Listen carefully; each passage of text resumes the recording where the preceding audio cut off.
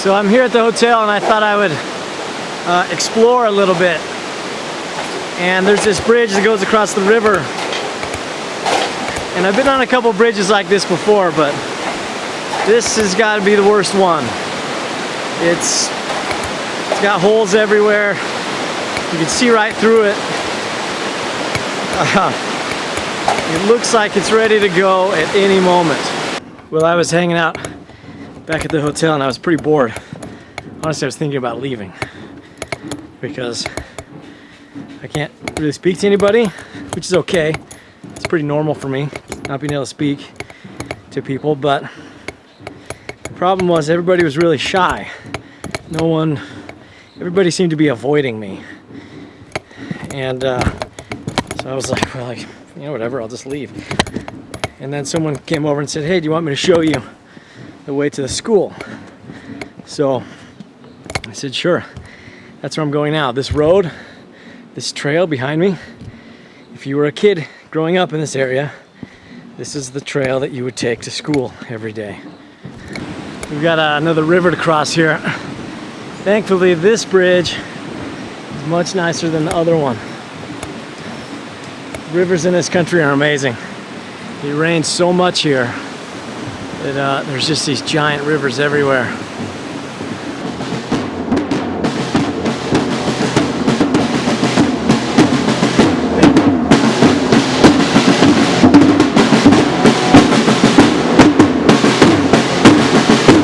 Gracias, mogi. Dialecto. Mogi ga. Boca de vasanet, mogi balsa mogi.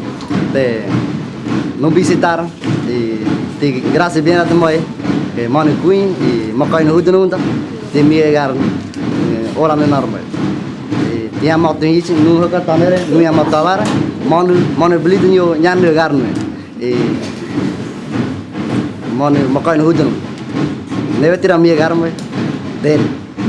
Okay, hi, I'm from Panama. My name is Joanna. I'm teacher here in this school. This community is named Boca de Balsa. In this school, we have about 300 students. We have students from preschoolers to 9th grade. As you see, this is a place far away from the city. And sometimes it's not easy to teach in this place because we have lack of things. But anyway, we are trying to do our best job. We are about 17 teachers here. You say sometimes it's difficult to teach here because you need things. What things do you need? Well, for example, as you see in this room, this classroom, we don't have light. Electricity light, we don't have. And sometimes when it's raining, the classroom gets dark. And imagine it's difficult. Sometimes they have like a flashlight to see because the classroom gets like dark. For example, we don't have technology like computers. We don't have, many things we don't have here. And we have to do the best we can with the things we have around. I got to the school and I said, well, I need something to film. Can we make something happen here? And so they said, yeah, the high school kids are in this room and we can go film something there. And then they said, oh, do you want to see us dance? I said, sure, let's see you dance. And they instantly shoved all these desks to the side and now they're going to show us their traditional dance.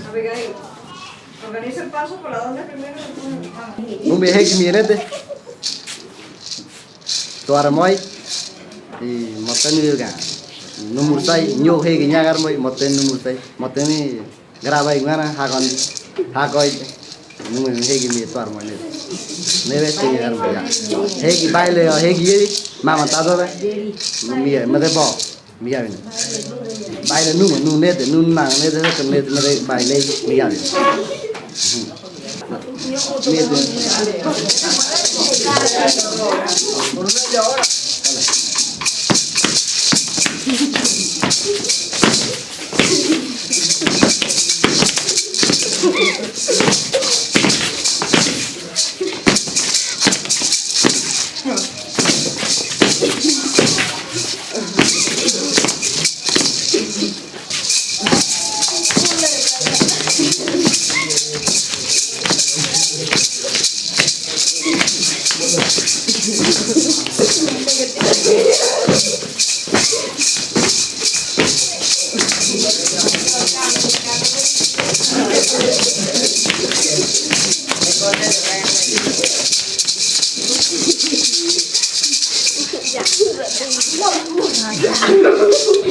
Pero la puerta tiene candado, vas a poder detenerme.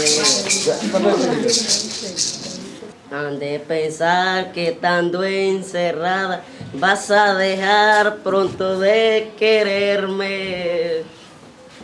Hamigare di de Ngäbere Ngöbe-Buglé kahuro nyare bare hire chimumdam. Jesus abra bari kridogen. Jesus abra kridogen kodonitare.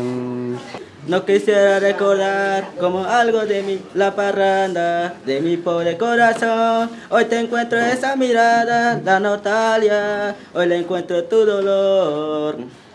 Oh patria que te extiende, grecia y soberana, sobre un istmo radiante de luz y de verdad, te arrulla murmullar de los mares, te cobija un cielo pleno de fulgor.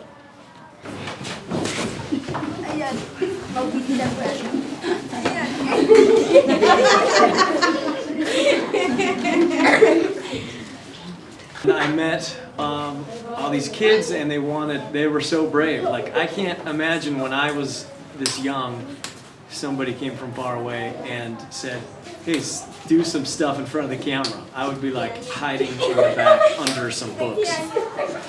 But these guys were like, I want to sing a song. I want to do some dances. I want to do a poem. And so it was pretty cool. And this is what I love about travel, the completely random moments. The stuff that would never happen if you just didn't go outside and sit on a stump until some kid came over and said, hey, do you want to see my school? This is the stuff that makes it worth going. So thanks guys for showing me your class. I had a great time. I wish you wouldn't talk so much because it's kind of getting on my nerves. This is Joanna, and I'm so glad that she was here today because she speaks English, and I wouldn't have been able to film any of this cool stuff that I filmed. And she was just telling me about what it's like to be a school teacher in a place that's so far away. You live in David, which is driving is about 2 hours. It took me about 2 hours on the motorcycle to get here. So in a bus, how long does it take you? Like I leave from David from 9 in the morning, and we arrive here like 11:30. Because you have to take buses or the truck. Yeah. You go in the back of the We truck. come from David to Soloy, and then we have to get a truck. So she lives in David, and because her job is so far away, it doesn't make sense to go back and forth at the end of each day. So you just sleep here, right? Yeah. Is there like some hammocks out back, or No, we have our beds. rooms There are rooms. into the classroom.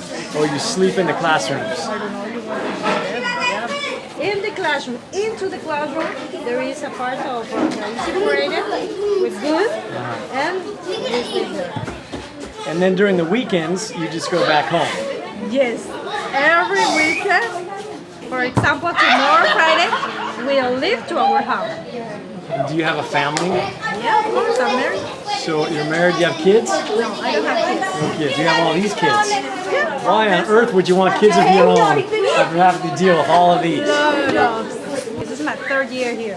Wow, 3 years. 3 years of camping out in the school. Wow, that's amazing.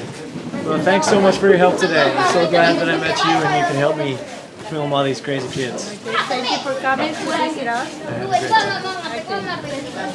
My biggest travel tip for people is just go with it. Some stranger comes and talks to you and says, hey, want to see something over here? And they start leading you into the jungle. Just go with it, man. I mean, a lot of people, they might look at that and get nervous, like, well, where's this person leading me? I'm not supposed to talk to strangers. Whatever. Just go with it. Because if you don't, nothing will happen. You remember that scene in Braveheart where it was towards the end and the English came and they said, okay, we want to have a meeting. We're going to call a peace and we're going to make a deal. And all of Braveheart's friends said, don't do it, dude. All of William Wallace's friends were like, dude, don't do it. You're crazy to do it. It's a trap. It's obviously a trap. And Wallace was like, you know what? Sometimes you just got to go or nothing will happen. We can sit around here, we can fight until everybody's dead. But if we go, then maybe something good will happen. And then he got ripped apart. But that's a terrible example. What I'm trying to say is you can't just experience life if you don't take some chances once in a while. So if a stranger ever comes up to you and says, hey, want to see something cool? I strongly suggest that you go check out the cool thing. That's a half throttle pro tip.